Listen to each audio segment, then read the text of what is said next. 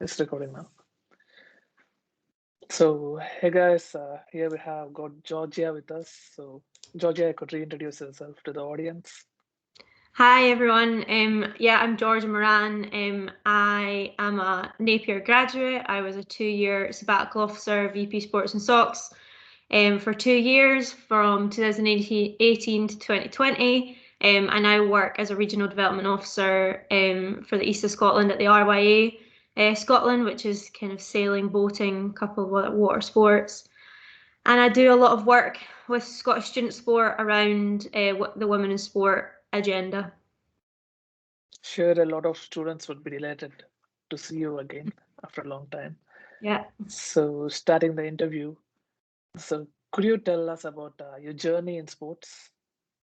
Yeah, so I got involved in hockey at the age of, I think, 6 or 7. That was my kind of main sport growing up. I also played a lot of football, so they were my kind of go-tos. But I'll play anything really. I've tried a lot of sports over the years.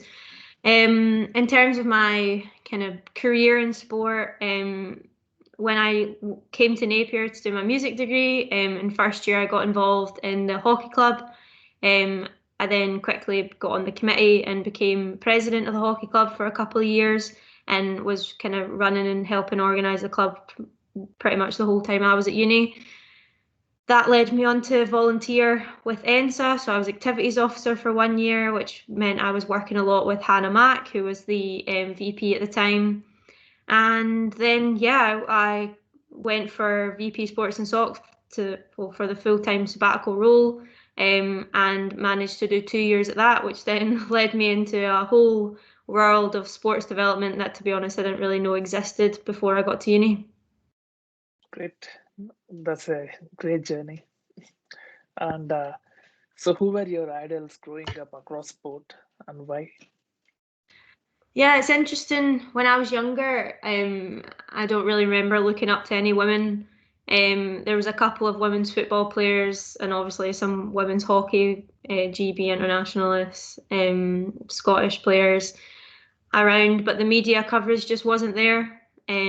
So yeah, when I was like a lot younger, I just remember looking up to men, which is obviously not the best when you're a young woman, but I think over the past 5-10 years, it's media coverage of women's sport in general is on the up, and I suppose I've got a couple at the minute, which obviously I follow the Scottish national women's team, football, hockey, all the GB teams. I follow a lot of women's football, so the Super League down south.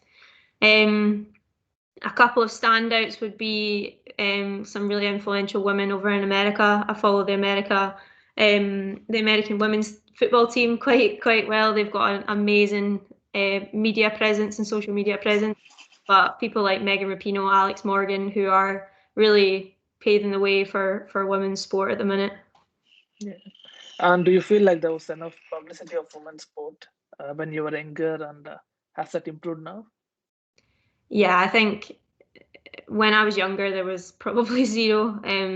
There was always bits and bobs, whether it was kind of tennis. Tennis, I remember obviously players like Sharapova and all that. I don't really follow tennis much, but look at Serena Williams, Venus Williams, all these influential women that are out and about now. But before, when I was younger, yeah, there just wasn't a lot, which was annoying because looking back on it, it would have been so great. But I'm fortunate that didn't stop me from getting involved in sport. I still got involved anyway, but I know there's a lot of young people out there that would like to see another woman or women that looks like you in the media and things like that. Yeah.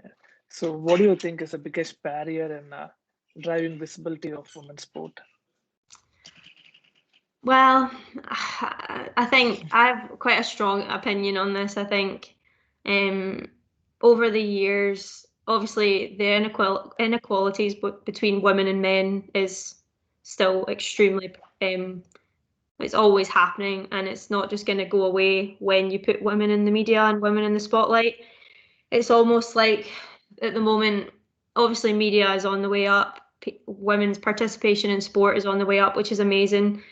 Student sport is a really good prime example of where women are pretty much on par with men, if not actually a wee bit higher. I can't remember the percentages off the top of my head from Scottish student sport. But I suppose barriers-wise, I think one, obviously sexism, misogynistic behaviour is always there within sport. The pay gap within sport, the media coverage within sport is just, yes, there's been minor improvements, I would say, over I mean, the time that I've been alive. All this work started way before I was alive, but it just feels like now there's just such a big momentum. We had the Women's World Cup a couple of 2019 in France, and obviously Scotland got to go, and that was huge for Scottish young people, Scottish young women and girls, seeing those players out there. But yeah, I think barriers wise, there's so many barriers to sport for everyone. And then you add another layer on of being a woman and you're already looked down on that you can't do that sport. And then there's a whole other conversation about, yes, we need to fight for women in sport and women equality in sport, but then we need to also look at LGBTIQ plus people in sport. There's so many different ways that people identify their gender, their sexuality, where they're from, their race, all these different things that need to be really improved. And that's what I think the barriers are just, you add one and then you just kind of add a load more. Yeah. So what radical things must change in order for women's sport to be taken as seriously as men's? I think for me, it's the people, it's the fans. I think at a high level across the country, you see some incredible work going on for women, for LGBT people, etc., etc. But it's not replicated enough. So you see some sports that have got some really amazing women's sport fans, but they're not getting the buy-in from the top. And then you go to another sport and you see the complete opposite, that there's real buy-in from the top level, from the CEOs, from all the staff and all the players of the sport, but the fans don't get behind it. So personally, I think what needs to happen is that these organisations out there that are championing equality and inclusion need to keep educating people, like what we did whilst I was a VP. We did LGBT inclusion workshops, we did mental health workshops, we did women's workshops. There were so many things that we did just to educate our students in inclusion and equality and diversity work. It has to come from all angles. But I suppose radically, I think if I was to just pinpoint one thing, I think the men need to step up a lot more than they are. I think you see pockets of professional athletes that are male, that identify as a male, champion women in sport, but there's still nowhere near enough. There's nowhere near enough of these professional male athletes championing inclusion in any form. So whether that's ethnically diverse groups, women in sport, LGBT in sport, disability sport, there's just not enough being done from those people in the spotlight for me. Yeah. So how important can university sport be in helping get more participation in sport? I think it's a huge question, because the university sport does a lot of incredible work, and I've been involved in that and I've seen it firsthand, which has been a privilege for me. But university sport still has a long way to go. Scottish student sport, all of the universities, Bucks, they're all working on making sport for students so much more inclusive and a safe space. But in actual fact, it's probably not a safe space, and it's got a long way to go until there. You hear of things like initiations, socials, all these really stressful environments that students get put into, and it's sad when you see the statistics that say transgender people, non-binary people, LGBT people are not. They will not get involved in sport because it's too intimidating, and they're scared to go, and that is extremely sad. And then on that, obviously, as I mentioned earlier, Scottish student sport as a whole is pretty equal. But if you look in a lot more into those statistics, you find that it's equal because of sports like netball, where netball is a female dominant sport, so the numbers shift up. But in sports like golf, football, tennis, there's a load of other sports where the male numbers are so much higher than the women.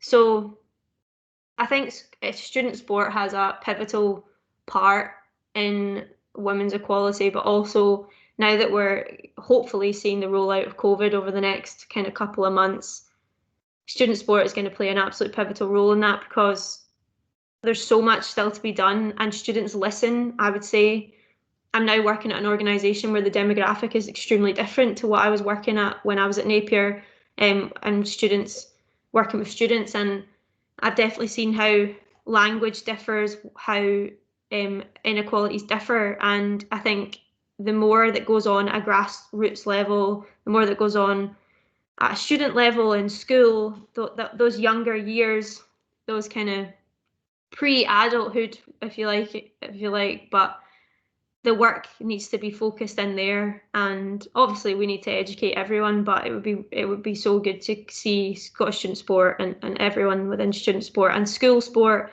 and all that younger age keep going at this inequality and inclusion work, because if we start changing the minds of the up and coming people that are about to run our kind of world as it comes, because young people eventually will be in these CEO roles, these professional roles, like these really influential people. If we start educating them from day one, then hopefully we'll see these inequalities vanish over time. Yeah, supporting inclusion of LGBT in sport. You previously led on campaign called Rainbow Laces. So could you tell your experience on that? Yeah, I've actually just come from a conference. I'm on a conference for a couple of days around LGBT IQ plus inclusion in sport, and it's really interesting to hear from other people what's been going on outside of the student sector. So within the student sector, like Nikhil said, we have the Rainbow Laces campaign, which Scottish Student Sport are incredible at, and that was a great one to run for me. Being a member of the LGBT community, it was so nice to see my clubs when I was in your shoes, adopting the Rainbow Laces campaign and really running with it. We did videos, we did social media stuff. We all were out playing sport in our Rainbow Laces. It was nice for me to see, but also for our university to see and our wider community to see. I hope that going forward that continues. But again, on LGBTIQ plus issues, very similar to those of that women in sport type situation. There's so many gaps in our education. There's so many gaps in what we see in the media and even in our sports clubs. I would like to see more transgender people, like to see more non-binary people being involved in sport, but there's just too many barriers for them at the moment. And it's work that we need to keep doing, me and you, everyone else that we work with, all of the governing bodies in Scotland, Sport Scotland, all these different organisations need to just keep continuing the amazing work that's been going on. Yeah. Also, it was a great gesture from all our club players wearing those rainbow laces to the shoes, promoting them. And could you tell about your achievements you have achieved till date through sports, and how sports helped in shaping up your career?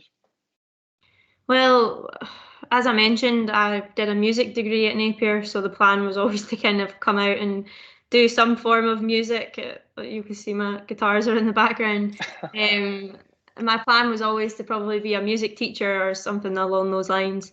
And then when I came to Napier, I was introduced to Robin Love, who was the VP of 2000, and I think she did 2012 to 2014. No, 2013 to 2015. Sorry.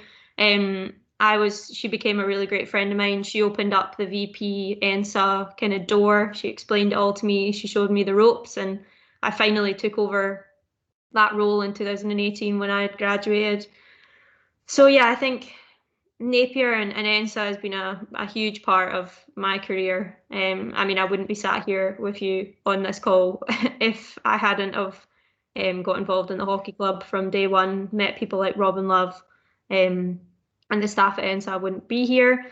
It's been great for me to get involved in so many things. At the moment, I run the Women in Sport working group within SSS, and I've just been recruited as their women's equality lead as part of a new initiative they're doing around equality and inclusion. And within that, I've been able to meet some incredible women, some incredible people throughout, whether it's staff members of Sport Scotland or CEOs of governing bodies or Scottish Women in Sport. There's so many people I've met, and I've been given an opportunity to run a campaign, hashtag She Can, She Will. People will have heard of it because it's been in the media, and I'm kind of behind that, which has been great.